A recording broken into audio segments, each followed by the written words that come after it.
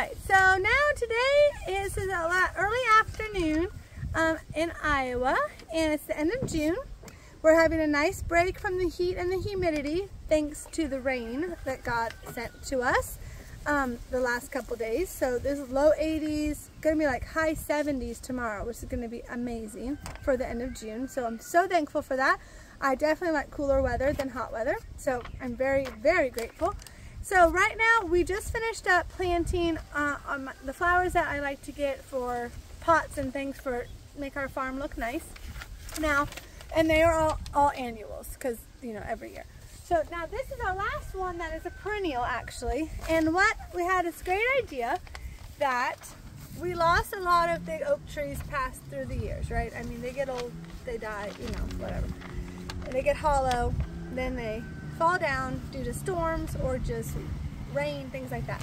So I had a great idea. Last year we cut this one down over here, and when my husband cut it down, it was hollow. So, which made the stump hollow, which is wonderful because guess what? Now we use it as a planter. So over here, you can see we've already planted some flowers. Now we're planting perennials in this because we want them to come back every year by themselves. Same as my mailbox, which I'll show you guys in a minute. We plant perennials there, and up by our gates, we'll show you that in a minute, all perennials. So this is the last one that'll go in here. So, you know, I mean, I just think this looks so beautiful, and then when you drive by, it makes, I mean, it's just, for an empty stump, I like stumps anyways, but to put flowers in them, it just makes them look prettier. So this is going to be the last one for in here. And see, this is a really pretty flower. This is what they kind of, well, they're, see this, that's what it'll look like. So this is just starting, as you can see. So, and then the other flowers that we have in there, we have one more of those that's right there. And these other ones that we planted earlier in the season were columbines. So they're really beautiful flowers as well, too. So I think I'm going to plant this one right here on this side. This looks like a bigger opening right here. So we're going to dig a little hole here. And yeah, so these columbines, they have already bloomed this year. So that's why they don't look like they're bloomed right now. But and it takes, you know, it takes perennials, sometimes it takes them a couple of years of being in the ground before they're going to be at their best. As far as, you know, lots of flowers and really pretty and stuff like that. So this is just, we just did that this season. So they haven't been in this for very long at all. So I'm just trying to dig it deep because this is a pretty big thing. Like I said though, we've been getting a lot of rain, so it's kind of wet, which is good though. And then I'm just going to push it down a little bit here. And so this is the front of our, this is the side of our yard in the front. Then our pasture starts over here. Which another amazing thing that happened up there, as you can see. Look at all those sunflowers. We did not plant any of those. So last year we had, or we used to last year and years previous, we used to have a garden on the hill in that area. So we had that all fenced off, and we used to have one of our gardens because we always have to have more than one garden because we like to plant a lot of stuff for sharing purposes with people to help them, let them enjoy fresh vegetables. So, and for us as well. But, so what happened, so last year we did that. When we planted, we normally like plant our fall crops, pumpkins, gourds, sunflowers, our sweet corn, and then a little bit of other stuff that we couldn't fit in the other one, carrots, beans, things like that. So then, so after last year, we decided, well, we wanted to reseed this pasture, right, with, for the animals, hay, right, grass and hay. So we're not gonna have a garden there this year. So we took the fence down, we reseeded it. As you can tell, we put oats down for the first year, so that's what's really growing right now, but they will not come back next year. But so then, all of a sudden though, this year, all of these things are coming up in that area, which are all sunflowers. And actually some pumpkins and gourds are coming up voluntarily, just, you know, everywhere, which is just like amazing blessing, just the greatest blessing ever. Second reason it's such an amazing blessing for the sunflowers and probably the pumpkins for the blooms, but mostly it's the sunflowers, especially because that's a lot, is the bees. Our bees, which are just right here, so as you can tell, that's very close to where the beehives are, which the bees love that area that we moved them to. Bees love sunflowers. So they are just going to be, I mean, look, they're already blooming. So, you know, I'm sure the bees are just loving that. And it's not a far flight for the bees, so you're pretty safe. But, I mean, look how many are, that's just all voluntarily growing. So it's just amazing. So that's just a great thing that happened. And I'm going to take you over here to, now also in front of our bees, you can tell, hold on, give me 1 second. Okay, so I'm back. Abigail just had a question for me really quick, so I took care of her, so now she's happy. So, okay, so now we came up here to the gate. So we were over there in that corner, and we walked this way. This is the front. So what I was going to say, though, is in front of our bees, with those one sunflowers that just voluntarily grew up in our pasture, which is wonderful, but in front of them is one of our orchards. So they get all that, all the blooms, which obviously the blooms have already happened, now it's fruit. But for our bees, which is amazing that we noticed last year, and now we also noticed it this year so far with the cherries, was that the bees actually get advantage from the fruit. It's the actual fruit itself. As that fruit ripens too much, we don't pick it all, you know, I mean, there's so much of it, you can't stay ahead of it. So some of it's gonna over-ripen, will fall on the ground, or even to be up in the tree still, and you will see our honeybees coming to take that. I'm assuming they're taking the sugar out of it. So, which is just an amazing thing. Like last year when we did our pears and apples, you know, there was tons of them, and not all of them are good. I mean, it's a fruit tree, right? You're not gonna have 100% perfect fruit. So a lot of it, of course, fell on the ground. A lot of them had bug bites on them already.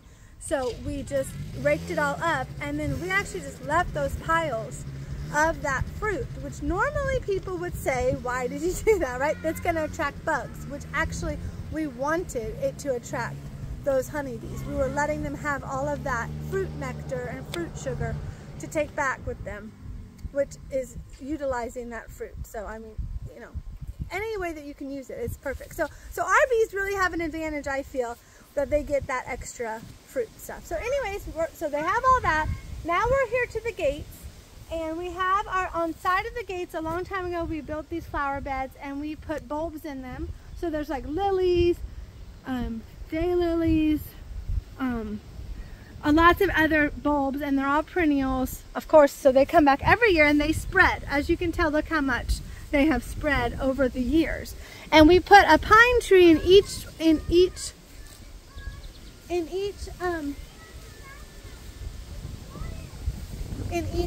thing.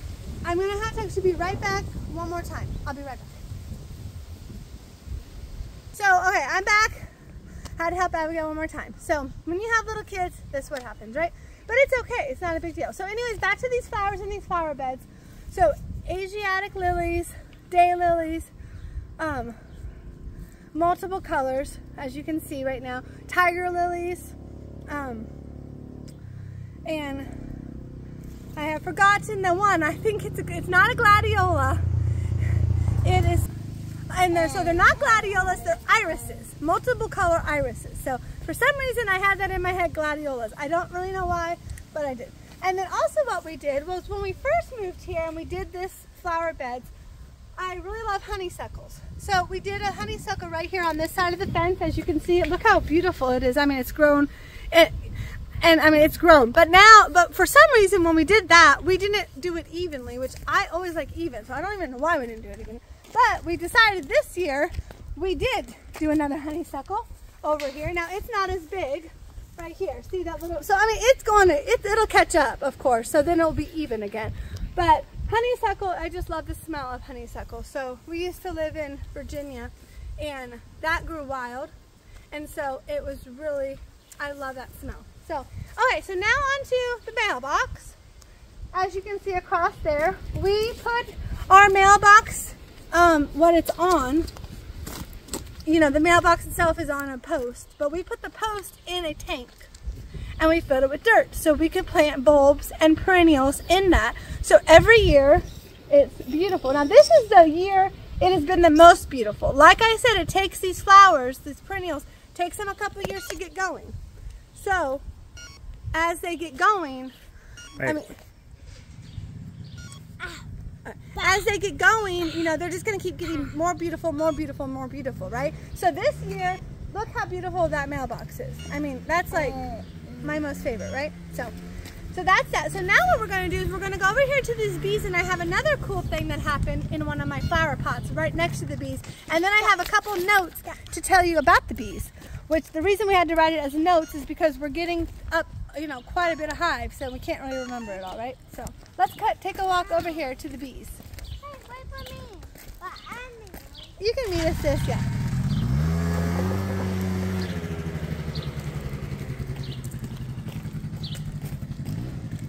Okay, so here we're at the bees almost. Okay, so we're at the bees. Now, see, this is one of our barns here, and I had this pot here for my flowers that I planted. And these beautiful purple flowers, I had flowers in here last year, and like I do in all my other pots. But this year we were late on replanting these flowers, right? And so I didn't, at first I wasn't sure we were going to actually plant them this year because time kind of got away from us. I thought it was going to be too late, but it actually turned out it wasn't too late. I was still able to find some flowers. But anyways, before that, we came over here and we saw these came back by themselves. So they must have somehow reseeded themselves last year, which I'm very grateful for that, because look how beautiful that is. I will let them see, sweetie, thank you. Look how beautiful that is. I mean, that's just, looks like I just planted them, right? And they have spread because that's what they do. And that's one reason, this is almost one of my #1 flowers I love to plant, because this is what they look like. I mean, it's beautiful. We had to pick off some of the dead blooms, but otherwise they are beautiful and they came back all by themselves. And they're right by the bees, which, like I said, though, bees are not really going to be interested in that because it's not many flowers. This is the only pretty. That's really light. I know, it's beautiful. Not these ones. No, that's beautiful. Now, also another quick tip or another quick cool thing was, now when we first moved here, like I was talking about when we did those flower beds up front, well, we had found some tiger lilies that were up by where we used to live in Collins, Iowa. I told you to move here. Yes. But I saw you moved in town. No, not in town. And another farm. So we used to live in another farm in northern Iowa. And that's funny. And so we had tiger lilies that we had planted there. And hold on one second. Let me think about this story.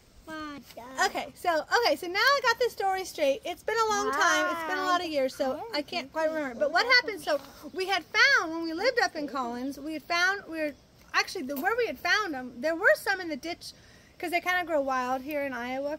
So we had found some in the ditch that we had dug up to start, because, you know, they multiply, right? Then we also, so we dug those up, and we planted those. And then, though, another time we were going to southern Iowa, I think, to take our chickens to get butchered at the Amish. We used to do that. We used to do that. And so we found yellow ones in the ditch as we were driving. And I'm like, oh my goodness, I want some of those. And then, and the irises too. We found wild irises, which is amazing. And I think they were yellow as well. So I was like, to my husband, I'm like, do you think, I mean, and it was not in anybody's yard or anything like that. This literally was in the middle of nowhere, in the southern Iowa, nothing around, you know, and they were in the ditch. So I was like, do you think we could dig some of those up and bring them? He's like, yeah, I think so. So we dug some up, we brought them back. And so, as you can tell now, we just had a little bit. And then also, a long time ago, too, we had some friends that gave us some as a housewarming present. So that's how we have got our, you know, our variety of lilies and irises. And also, there were actually in the front of this barn, there were already some here as well, and there's both sides of that barn. So that the people who lived here before had planted. So we have been able to spread them out. So back to this barn. On this side, on this side of the barn, when we first moved here, we didn't have bees here, of course.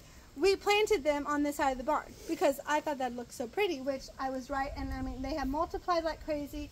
We have been able to take these and put them around some of our big oak trees, like over there and in the back. We planted them around. Also on the corner, back side of this barn, we are able to spread them. Also like up there. So, you know, these are just phenomenal that you can transplant them and you can spread them out in the fall and then they will just take off.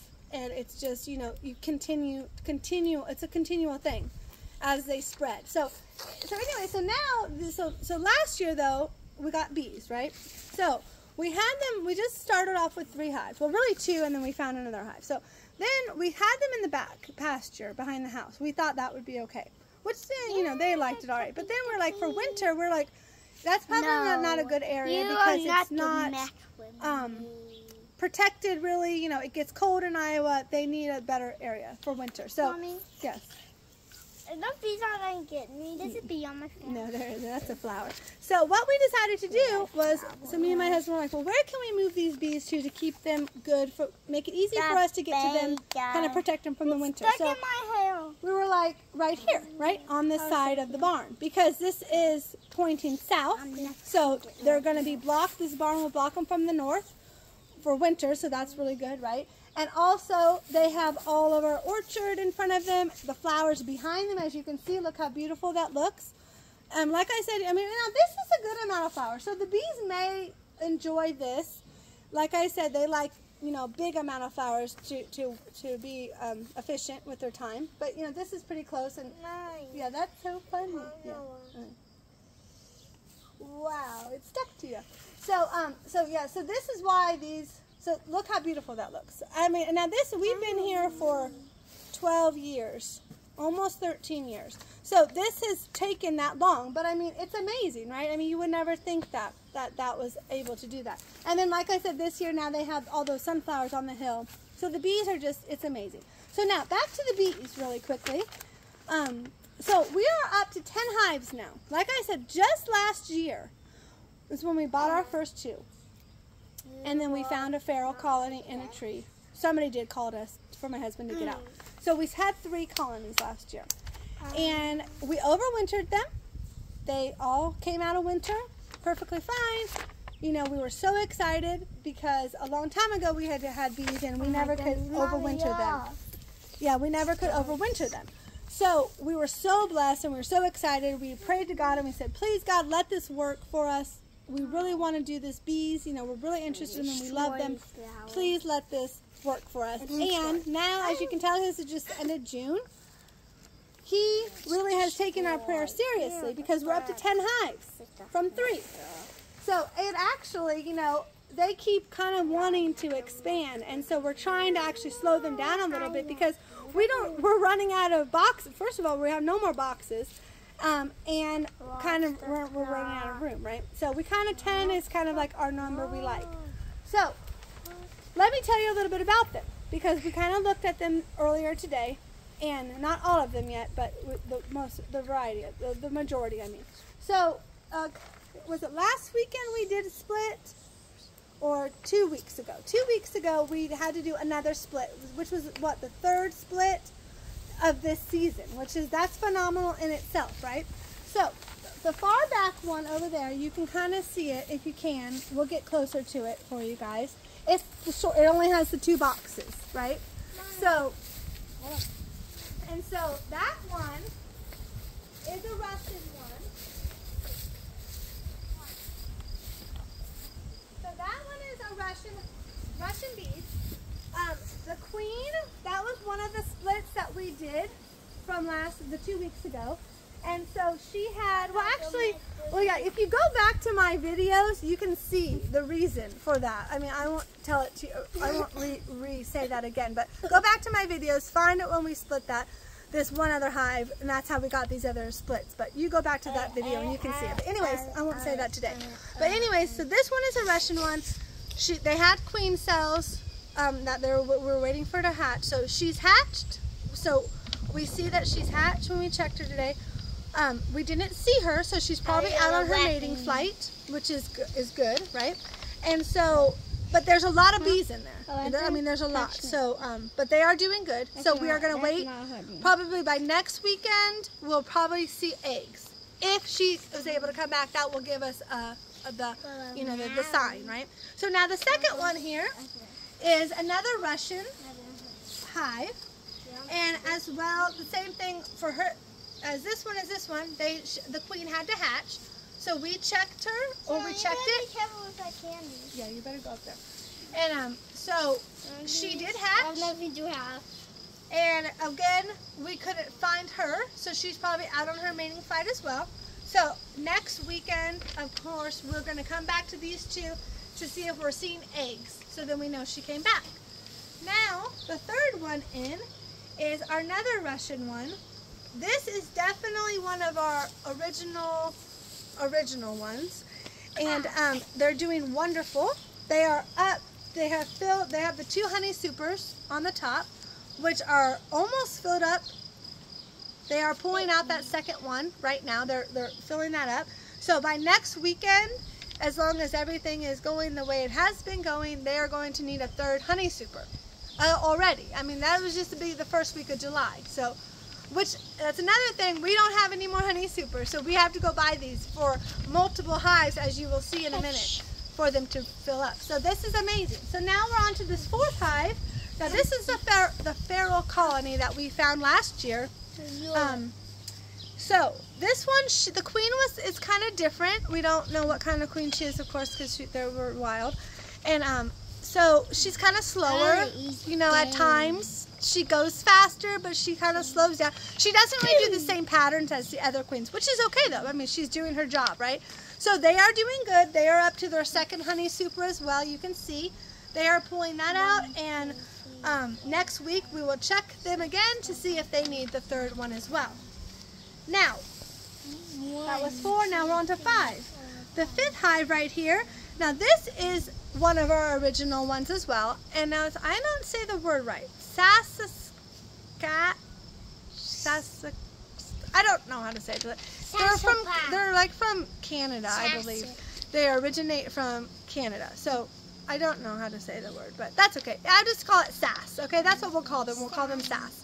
So anyways, they are doing really wonderful. As you can see, they actually have 3 honey supers that they are working on, and so they're working on their 3rd. Their bottom 2 are already filled up, and they are and I should probably say this for people who don't know about bees. The honey supers are the shorter boxes. So you have your first 2 big boxes, deeps. They're called deeps. That's where the brood is going to be laid, which are the baby bees, right? Those are those 2. So now the skinnier boxes are the honey supers, and that's where they're going to build the honey, and that's where, when you want to collect honey, that's where you're going to take it from. You're not going to dig down into where the babies and that food and their resource for that is. You're just going to take them off the top. So anyway, so yeah, so this hive is 3. So they're working on this. So next weekend they may need 4th, right? So as you can see. So now this next one is a sass one that we got when we split the beginning of the season, and they're doing wonderful as well. They are up to 2. So next week they'll probably will need 3. The 3rd honey super next week, right?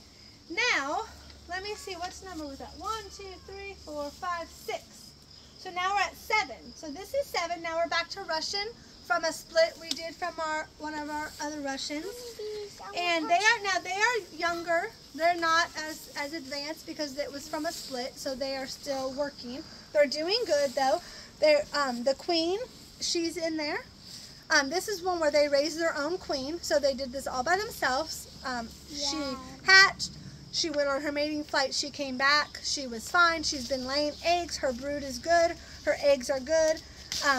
They only have 1 honey super, and they are up there, so they've gotten those 2 bottom boxes good. She's got them laid with eggs, you know, they got the resources.